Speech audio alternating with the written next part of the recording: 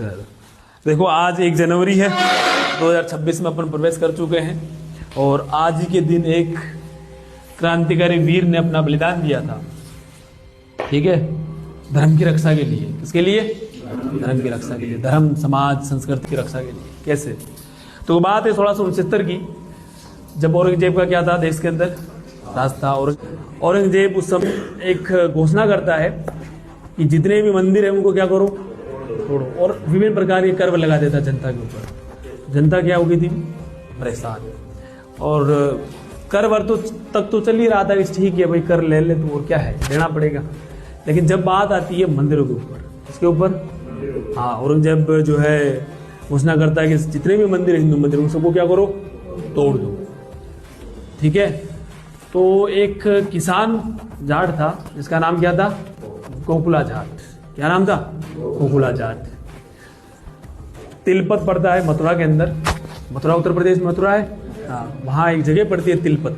कौन सी जगह? तिलपत। वहाँ का एक किसान जाट गोकुला जाट अपने कुछ साथियों के साथ, कुछ मतलब वहाँ के जितने भी किसान लोग थे लगभग 5-7 हजार, वो सब विद्रोह कर देते हैं औरंगजेब की सेना के खिलाफ कि हम मंदिरों को छूने नहीं देंगे। तो औरंगजेब सेना भेजता है कि पकड़ के लाओ सबको निपटाओ इनको।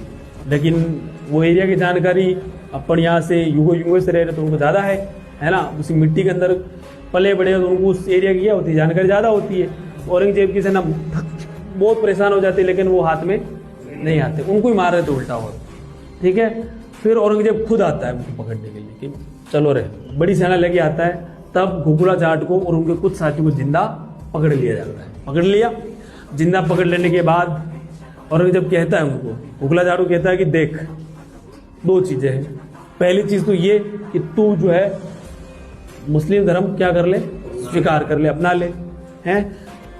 दूसरी चीज नहीं करेगा तो तुझे हम क्या करेंगे, मारेंगे, और भयंकर तरीके से, मतलब इतनी बुरी तरीके से मारेंगे ना, तेरी खुद की आत्मा, तेरी रूह कांप जाएगी।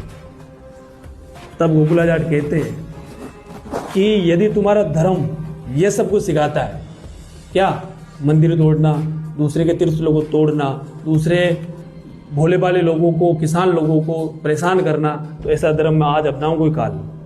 ठीक है, चाहे तुझे मार दे, लेकिन मैं ऐसा धर्म अपना नहीं सकता।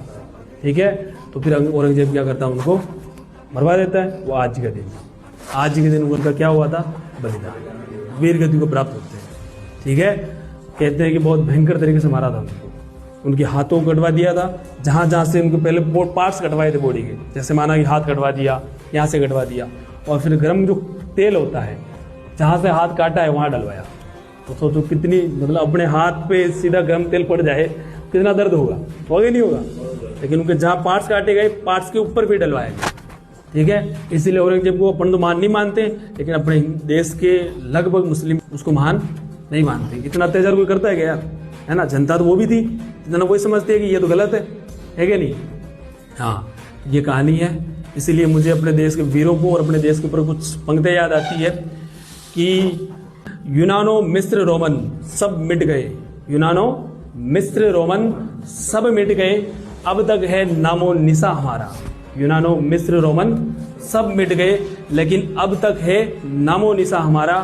हमारी हस्ती में कुछ तो बात है कि हस्ती मिटती नहीं हमारी, सारे जहां से अच्छा हिंदुस्तान हमारा। ठीक है क्या नहीं? कि धर्म, देश और संस्कृति के लिए कभी भी अपन पीछे नहीं हटे। हमेशा अपने वीरों ने क्या किया है? बलिदान दिया है। ठीक है, तो उनसे ये चीजें सीखो। ये सीखने की चीजें हैं, ये नहीं है कि उस राजा ने इतनी शादियां की थी, यही पढ़ते हैं अपन, है ना।